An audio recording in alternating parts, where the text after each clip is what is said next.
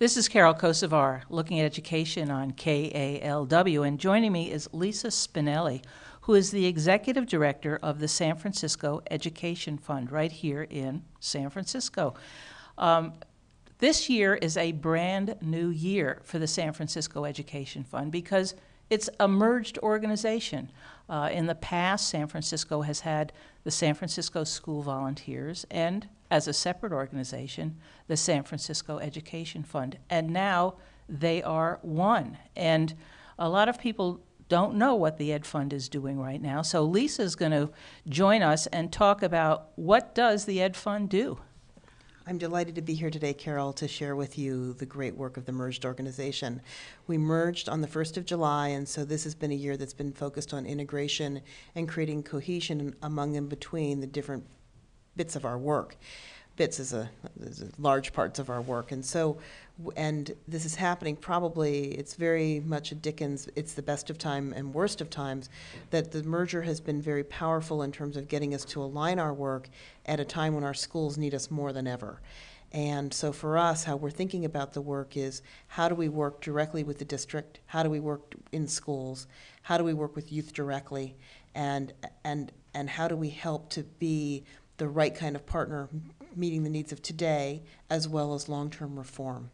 And so as we come together as one organization, what's been very exciting is that we are finding new and better ways to work together. I'll give you a small example is Peer Resources, which is a 30-year-old program, powerful program around conflict mediation and youth leadership development that's in 16 schools, middle and high schools, is a program that was an Ed Fund program for 30 years. And we used to have at School Volunteers, where I was formerly the executive director, we've been trying to figure out youth engagement at a deeper level because we know community service and giving back to your community is important.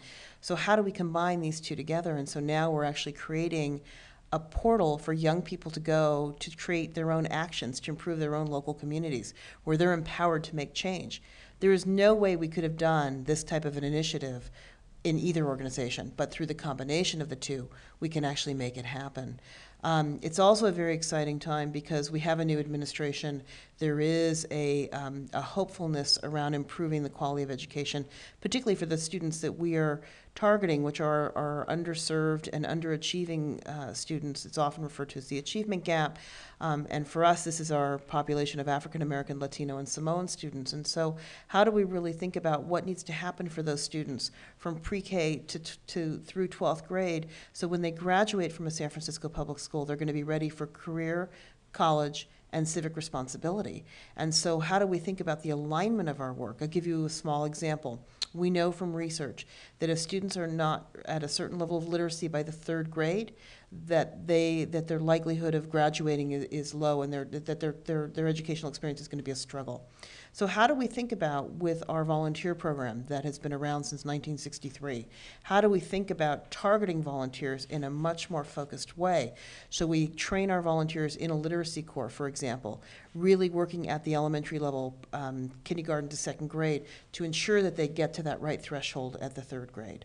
Or we know that in high school, if you miss, I don't know the exact number, it's off the top of my head, but I think it's 30 days within the first 2.5 months of school, the likelihood of you dropping out is very, very high. How do we think about creating opportunities to have caring adults in those classrooms that are making sure that those students are getting to school? Because if they get to school, that's a threshold, that's a threshold for success that many of them are not achieving. So what we want to do at the Ed Fund, and the merged organization gives us a chance to really think, not with a clean slate, but with a slate with lots of colors of paint that we get to create a new picture, is if we want to ensure the success of every student, particularly those that are now not achieving at the level that they should, what are the right things that we do? Teaching, the cornerstone of what the Ed Fund is about, the grants program, which has been around since the inception in 1979, which is frankly the last kind of large educational crisis we had with Prop 13 and the catalyst for the creation of the Ed Fund. How do we think about the grants program as a way to really support teachers for the long term. So what do we do today to help them, but also what do we do? And so we've redesigned the program so teachers aren't just getting individual grants, but they're working in teams where they're really working on their practice, because we know the number one thing that ensures a student's success is the quality of teaching they provide. So again, using a laser-like focus to use data to say this is the intervention, or this is the program, or this is the aspect of the work where we're going to get the greatest leverage, and then being able to deliver on the program accordingly. Well, let me just remind you for a second, this is Carol Kocivar looking at education on KALW. And speaking with me is Lisa Spinali, who is the executive director of the San Francisco Education Fund. And, you know, in this time of crisis, when we're looking at programs being cut, teachers being laid off, parents very, very concerned about what's happening at their schools, the Education Fund provides programs, really, doesn't it? It's not a piggy bank to raise money and then sort of funnel it into a particular school. And a lot of times people don't have that clear idea of what the purpose is, and that you're actually developing programs to supplement and support the work of the school district. That's absolutely correct. And I think by virtue of having the word fund in our name, I think that's one of the places where we get confusion. We have a permanent endowment that was created back in 1979, but that endowment is to fund the support of teachers around professional development and around reform. And so as we do our work, we have to really think strategically, because of the financially difficult times, where do we get the most bang for our buck? And so, for example, if you think about 1,000 volunteers in the schools who give a minimum of an hour a week, the total number, if you do it at the average cost of, or the $20 an hour, the cost of the savings to the school district, or the resource that the volunteers provide, is somewhere in the upwards of $1.5 million in people's time. Our corporate partnerships, where we bring corporations to be the partner to schools, is a whole program where we have 25 active partnerships where either the employees of a law firm or a business, or the read aloud tutors, or they're providing ample resources to help field trips, breakfast, you name it, that we try to be that yenta to bring a resource to the school and to build that long-term partnership and community engagement. And our work is focused on, and I think to be honest, it is a challenge given where we are today to try to, we can't be everything to everybody. And so the question becomes, how do we use our resources most strategically in terms of what teachers and schools tell us they need today, as well as what we know we need to do and what we need to invest in. It's hard to invest, you know, if you think about it in financially difficult times, it's hard to think about putting away money when you have less money to spend. But at the same time, if we don't invest in the system overall today, we're not going to be able to get the kind of results that we need. One of the terms that you just used is investment, and one of the interesting projects that you have going is an investment in teachers, trying to look at how do we make sure that we have teachers who are committed to San Francisco and are a resource to San Francisco. And can you talk a little bit about that? Sure. We're really excited about, we're in the planning stages to create the San Francisco Teacher Residency. And this is a powerful reform model, which we've seen. We've got some models of it from Boston, Chicago, and Denver. And imagine applying a medical school residency model, but instead it's for teacher training. And so we're partnering with USF and Stanford and San Francisco State. The residents will be students at one of those universities. In the first year, Stanford and USF are the two primary schools. And we've picked 3 schools to serve as academies. So imagine them like as your teaching hospitals. And they will be paired with a master teacher. And they will be getting their training to become teachers, and they'll get their kind of their curriculum and the practicum. And while they're getting that training, they're actually having a chance to watch and shadow a teacher in the classroom, so that they are prepared to deal with the specific challenges and nuances of what it means to teach in a San Francisco public school. What we know is that we lose 30% of our teachers within the first 3 years, and a lot of that is because they're not adequately prepared for the experience. So after they do their first year as a resident, they then become the teacher of record in the second year.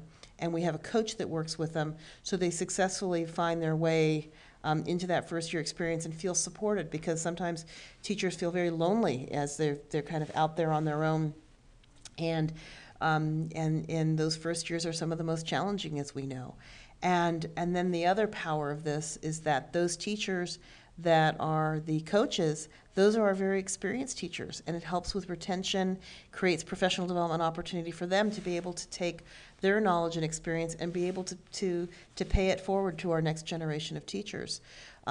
We're also excited because we are finalists to receive a national AmeriCorps grant. We're keeping our fingers crossed. I don't want to jinx it. And as a brand new program to compete nationally, it's a powerful statement about the concept and our proposal. And what this will do is it will offset the cost of the USF and Stanford are providing a greatly reduced tuition, but the AmeriCorps grant will give them a living wage for the course of their year as residents, and then they'll get an ed award about that $5,000 at the end. So the goal is that we have our teachers start off with as little debt as possible, so that they can be more gainfully employed and not have the albatross of student loans around their neck, which makes the job even more difficult.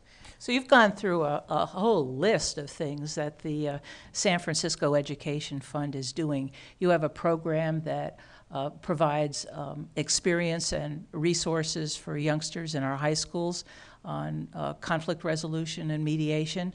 You talked about a grants program that targets literacy. And in addition, this teacher program that will help to support the growth of urban teachers in San Francisco.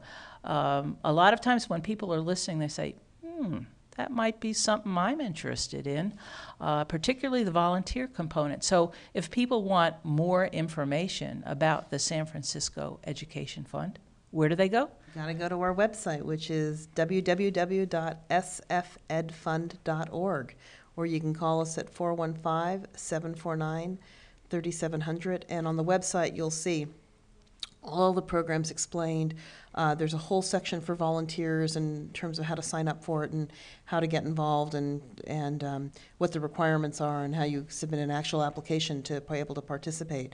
And if you're somebody who's thinking about being a teacher and you've taken the exams, we're currently actually in the process of recruiting for this very first class of urban teacher residents. And so in particular, if you're interested in being a math or science teacher, we need you. So you can go online and get information and put in that initial request for application as well.